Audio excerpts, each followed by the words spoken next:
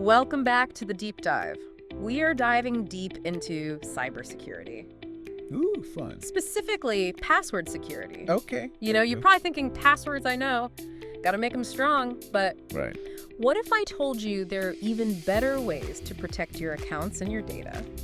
Yeah, a strong password just isn't enough these days. Really? Hackers are getting way more sophisticated. Oh, no. Using things like phishing, brute force attacks. Oh, yeah, I've heard of those. And even credential stuffing. Credential stuffing, what's that? They'll test stolen passwords from one website on other websites, Oh, wow. hoping to get lucky and Yikes. unlock more of your accounts. And that's why we're looking at all this stuff about automated password rotation Yes. and privileged access management. PMM. Yeah, exactly. Exactly. So this is like the cybersecurity world's answer to all these new scary attacks. Pretty much, yeah. So, As you probably know, yeah. static passwords, Yeah, the ones we set and we kind of forget about. right? Those are the ones that are inherently vulnerable. Right. They just offer this big window of opportunity for bad guys. Even if you have a really good password. Even if it's a strong, unique password, if somebody gets a hold of it, they have access until you change it. Oh, so they're in. They're in. Until you realize and, Yeah. and change it manually. Yeah. Oh. Automated password rotations are designed to combat that. So instead of me trying to remember to change all my passwords every few months, this system does it for me. That's the idea. Okay, I like that. Think of it this way. Yeah. It's like you're constantly changing the locks on your digital doors. Oh, so they can't get in. Exactly. They can't break in. I like that. Yeah. But how do I keep track of all those changing passwords? Right. That's where the tools come in. Okay. There are tools out there that can securely store and manage all those passwords for you so you don't have to think about it. Okay, so it remembers for me. Yes. Phew. So you don't have to have that little notepad hidden somewhere with all your passwords. Yeah, no more Post-it notes for me. No more Post-it notes, exactly. So, Automated password rotation yeah. really does help with a lot of the issues we face. Like what? Well, it increases your security Okay. because the impact of having your credentials stolen is reduced significantly. Right, because it's only good for that short time. Exactly. Okay. Also, it helps you to meet those regulatory compliance standards like PCI DSS. HIPAA. Yeah. Exactly, those ones that require regular password changes. Yeah. And let's not forget the peace of mind. Oh, yeah, peace of mind is definitely a plus. Right. Nobody wants to be worrying about that all the time. No. So yeah, it's a good thing. But are there any downsides? Well, of course, no system is perfect. Right. One of the big things is compatibility. Oh, yeah. Like, it needs to work with all the things I'm already using. Exactly. It's got to work with all your systems and your platforms. Yeah. Another thing is user experience. Oh, right. You don't want to be getting bombarded with password change notifications every day. No, I don't want to be constantly updating my passwords. That'd be so annoying. Exactly. So you got to find that balance between the security Yeah. and, not making it a pain. Right. And, of course, the security of the system itself. Right. The security of the password system. Yeah, you want to make sure that's secure, too. Okay, so the passwords are being stored and managed securely. Right. So nobody can hack into that and get everything. That's the most important thing. Yeah. So, Okay, so that all makes sense, but it sounds like automated password rotation is kind of just the first step. it's a great first step, Right. especially for you personally, Right? but for really robust cybersecurity, especially for organizations that are dealing with a ton of sensitive data. Yeah. You got to think bigger. Yeah. And that's where privileged access management comes in. PAM. PAM. PAM. I've heard of PAM. I'm Yeah. not really sure what it is, though. Well, think of it this way. Okay. It's like a super secure lockbox for those keys to the kingdom accounts. Ooh, keys to the kingdom accounts. That hackers are just drooling over. Okay, hold on. What are keys to the kingdom accounts? So within any organization, Yeah. there are accounts called privileged accounts. Okay. They have elevated access privileges. What does that mean? So basically, Uh. they can do critical tasks. They can Right. access sensitive data. Okay. And in some cases, they can even control the entire system. So it's not just about my email anymore. No, It's like my whole bank account. Yeah, it could be- Oh, wow. your bank account or even the entire network of a bank. Oh. If those are compromised, that could be really, really bad. Okay, so PAM is really important then. Yes, PAM is like adding an extra layer of security Okay. around those really important accounts True. Yeah. so that hackers can't get in. So how does it work? Is it like a software or? Yeah, it is. Yeah. PAM is basically a set of tools and technologies Okay. to control access and monitor access to those privileged accounts. Oh, what kind of tools are we talking? Well, there are lots of different PAM solutions. and they all have different features. Right. But some of the key components are things like credential management, session monitoring, Okay. and enforcing something called granular access policies. Granular access policies. What's that? It means that you can control who has access to what and what they can do with that access. Oh, so it's very specific. That's very specific, yeah. So not everyone gets the same key. No. Think of it like a house. Okay. You wouldn't give your house guests the keys to every room in your house. No, that'd be scary. Right. Okay. You give them the key to their guest room and maybe the bathroom. Right. That's it. Yeah.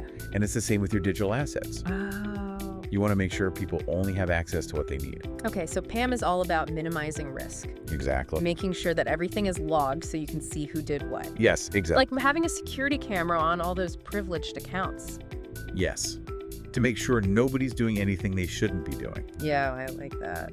And this is where the connection between PAM and automated password rotation gets even more important. Okay, so they work together. They do. How? Well, remember how we talked about those passwords changing all the time? Yeah. So now imagine we apply that to privileged accounts Ooh. by combining PAM with automated password rotation. Yeah. You're basically creating a fortress around those accounts. Oh, wow. So it's really hard to breach them. So it's like a revolving door on a super secure lockbox. Exactly. Oh, I like that. As soon as somebody figures out the combination, the lock changes. Yeah. The double whammy of security. And you said there were other benefits beyond just the security? Yes. So it also helps meet compliance requirements. Right. Because a lot of those regulations require regular password changes anyway, Yeah. and it increases operational efficiency. So the IT team doesn't have to do all that manually. Exactly. That sounds really good. It does. It- It streamlines everything, Yeah. reduces human error, Yeah. and it frees up your IT resources for other important tasks. That all sounds really good in theory. It is good. But how do organizations make sure this is actually working right? That is a great question. Yeah. And that's something that we will delve into in the next part of our deep dive. Okay, so we're going to be talking about best practices and stuff. We're going to talk about how to make sure all this actually works in the real world. Okay, sounds good to me. We'll be back in a flash to explore all that. Okay. Okay, so before the break, we were talking about automated password rotation and PAM. Right. All those tools. Yeah, and it seems like they offer a ton of security benefits. They do. But actually using them seems kind of overwhelming. I can understand that. Where do I even start? Well, you're right. It's great to understand the ideas. Right. But putting it all into action is the hard part. Yeah. So let's break it down. Well- Starting with how all this applies to you. Okay, my own accounts and stuff. Right. All right, I'm ready. So the first thing you got to do Yeah. is you got to think about setting some clear policies for your passwords. Okay, so I got to be my own IT department. Basically, yeah. Okay, so what kind of policies? I don't really know what a password policy would look like. Well, first of all, Yeah. think about how often you want to change those passwords. Oh. Every 30 days, 90 days. Oh, that's a good point. Find a good balance for you between security and convenience. Yeah, I don't want to be changing it every day. That'd be so annoying. Exactly. Okay. And then think about how complex you want them to be. Oh. Should they be really long? Should they have uppercase, lowercase, numbers, symbols? So how do I remember all those? That's where choosing the right tools comes in. Okay. So this is important for you, especially Yeah. research different password management solutions out there. Oh, so it'll remember for me. Right. But isn't it kind of scary to give a third party all your passwords? I understand that. Yeah. But security really is all about trust. So you need to do your homework. Okay. Choose a solution that really prioritizes security. What does that look like? Look for strong encryption, multi-factor authentication, Yeah. and also a solid reputation. Okay, so it's got to be a good company. Yeah, a trustworthy company. Okay, so I choose a good tool, but I don't just forget about it, right? No.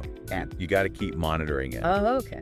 Keep an eye out for any suspicious activity Okay. and keep your tool updated. Right, with security patches and stuff. Exactly. Okay, so that's all good for me and my personal accounts. Right. What about these organizations implementing PAM? Right. So for them, Yeah. especially organizations that are dealing with sensitive data, Right. you got to approach this strategically. Okay. One of the most important things Yeah. is you got to integrate your PAM solution with the organization's identity governance platform. Okay, now that sounds really technical. It is a bit technical. So you break that down for me? Basically, Yeah. it's about making sure that all your password rotation policies, Yeah. the stuff we've been talking about that's automated through the PM system, Right. It's got to be in sync with how the organization manages user access overall. Okay, so it all works together. Yeah. No rogue passwords just floating around? No rogue passwords, exactly. Okay. And a big part of that is automation. Right. You want to use automation as much as possible Okay. to schedule and execute all those rotation tasks. So less manual work for the IT team. Exactly. Less human error. Right. Okay. But even with automation, Yeah. still got to keep an eye on things, right? Always. Vigilance is key. Okay. Check those logs. Okay. Look for any red flags. What kind of red flags? Failed login attempts. Oh, okay. Unusual access patterns. Okay. Any indication that something's fishy. So it's like a security guard Yeah, that's always watching, even if most of the stuff is automated. precisely. Okay, so we've got all these technical measures. Right. But what about the people? Oh, the human element is so important. Right. User education is absolutely critical. Okay, so what kind of training should we be doing? Well, for individuals, Yeah. promote basic password hygiene. Oh, okay, so like the basics. Basics, strong, unique passwords. Yeah. Be careful about phishing scams. Right, don't click on those links. Exactly. Okay. And really understanding how important multi-factor authentication is. Okay, so people are empowered. Right. They take control of their own security. Okay. And for organizations. It's got to be tailored to their specific needs. Okay. So how to use the password management system, what to do if you see a suspicious email or a website, Okay. and who to contact if they're concerned about something. So everybody knows what to do. Exactly. Okay. But even with the best training Yes. and the best tools, Yeah. no system is perfect, right? Absolutely no system is perfect. So what happens when something does go wrong? That's where the idea of defense in depth comes in. Okay, what's It's about having layers. Oh, like an onion. exactly like Yeah. an onion. Okay. So that if one layer fails, the other layers are there to catch it. Like multiple locks on your door? Exactly. Even if somebody picks one lock, they still got to get through the other ones. Okay, so we've already talked about some of those layers. Right. Strong passwords, automated rotation, PAM, multi-factor authentication. But there's more. There's more. There are things like intrusion detection and prevention systems. What are those? So they act like security guards for your network. Okay. They're constantly monitoring for suspicious activity. Oh, wow. So they can stop it before it even happens. Well, they can block it or at least alert somebody that something's happening. Okay, that's good. Yeah. What else? Data encryption is really important too. Oh, yeah. So that if somebody does manage to get into the system, Right. they can't actually read your data. It's like putting it in a vault. Exactly. It's like a vault that needs a special key. Even if you break in, you can't open the vault. You can't open the vault. That's a great analogy. Oh. And then there are hardware security keys. What are those? So those are becoming really popular. They're Oh. little physical devices. Yeah. They plug into your computer or your phone. Okay, I think I've seen those. They add a second factor of authentication. Okay. So you need the physical key Yeah. and you need to know the password. So it's like a real key Yeah, a real key. to unlock the computer. Exactly. And those are harder to hack than software. Much harder. It's much harder to steal a physical key Right. than it is to hack a software system. That's true. Yeah. So we've got strong passwords, automated rotation, PAM, multi-factor authentication, intrusion detection systems, You, data encryption, hardware security keys. it's like a fortress. It really is. It's like Fort Knox. But don't forget the most important layer, Oh, right. The people. the people. User education. User education, because technology can only take you so far. Right. We need to teach people how to identify and avoid threats. So we're not just building walls and moats. Right. We're training an army to protect the fortress. Exactly. Vigilance is key. Okay, so we've got the best practices, we've got the training, Yes. but we all make mistakes. That is true. So what happens if there is a breach? Oh, okay, that's a very important point Yeah, because we can't just assume it'll never happen. right. So we need an incident response plan. Like a fire escape route. Exactly like a fire escape route. You hope you never have to use it, Yeah. but you gotta know what to do. Okay, so what's in a good incident response plan? First of all, backups. Right, you gotta have backup. Backups, backups, So backups. store them somewhere safe. Somewhere safe, preferably offline Yeah, or in a separate cloud location. so even if they get in, they don't get everything. Exactly. Okay. You also need to know who to contact Oh, if there is an incident. like 911 for your computer? Yeah, basically, your bank, credit card company, Right. the online service provider. If it's like Facebook or something. Exactly. For organizations, it might be law enforcement or a cybersecurity response team. Okay, so you gotta know who to call. You got to know who to call. Okay, and then what? You got to Be ready to change everything. Oh, all the passwords? Passwords, other sensitive information. By the way. Immediately contain the damage. So you're not totally freaking out. Right, you're prepared. You have a plan. You have a plan. Okay, so in this part of the deep dive, Yeah. we've talked about all these best practices. For you and for organizations. We've talked about monitoring, user education, incident response plans. Right. We've really covered a lot of ground. We have. But we've just been focusing on password security and PM. Right. So now let's zoom out a little. Okay, I like that. Let's look at the big picture. The big picture of cybersecurity. Yeah, the whole landscape. Yeah. So it sounds like we're ready for the next level. Let's do it. All right, we'll be back to dive into those broader trends and challenges. Looking forward to it. Stay tuned. All right, so we're back, and we've talked a lot about password security, We have automated rotation. TM, all that good stuff. All the good stuff. We learned how to use it to protect our personal accounts and, sensitive data in organizations. Right. But now it's time to zoom out. Okay. Big picture time. The big picture. What's going on in the world of cybersecurity? Well, passwords and access management. Right. They're super important, Yeah, but they're only one part of this big cybersecurity puzzle. right. And the truth is, Yeah, this whole digital landscape is changing so fast. it really is. The threats are evolving like crazy. I know, it seems like every day there's a new data breach or a new hack. It's true. It's kind of scary keeping up with it all. The volume and sophistication of these cyber attacks, Yeah. it's just increasing at an unbelievable rate. And it's not just big companies anymore, right? No, it used to be that, Right. the big targets were the big organizations. Right. But now it's everybody. Individuals too? Individuals, small businesses, Oh, wow. even critical infrastructure. Oh, no. Everybody's vulnerable. So what does that mean for me? Just trying to live my life online. Well, it means Okay. you can't be complacent. Right, You can't just set up your security and then forget about it. right. You got to stay informed. Okay, so where do I get information? Okay, so there are some really great resources out there. Okay. Reputable cybersecurity organizations. Like what? SANS Institute, Okay. NIST, Okay. CISA. Okay. They all have tons of information on their websites. Oh, wow. Threat reports, Mhm. vulnerability alerts, Ah. best practices. But those reports can be kind of dense. They can be a little dry. Yeah, I'm not really a technical person. I understand. So what else is there? Well, there are also podcasts. Oh, okay, like this one. Yeah, like this one. Okay. There are blogs that can kind of break it down for you Okay. and make it a little easier to understand. All right. So I listen to podcasts, I read some blogs, Right. but then what? Well, you got to be proactive. Okay, so what do I do? Think about your digital footprint. My digital footprint. Yeah, what accounts do you have? Oh, like a lot? What information is out there? Yeah. Where are you vulnerable? Once you have a good picture of that, Right. you can start taking the right steps. Okay, so use all the stuff we talked about. Exactly. Strong passwords, automated rotation, PM, MFA. All of it. But it's not one size fits all, right? No, it's not. Okay. So it really depends on you and your needs. Okay. How much risk are you comfortable with? Right. Are you dealing with really sensitive information? Oh, so like medical records or something. Yeah, or financial data. Okay. That's very different from just, Right, just using Facebook and stuff. Exactly. So you got to find the right balance. Between security and convenience. Yes, and that balance might change over time Right, as new threats come up. as things change. Yeah.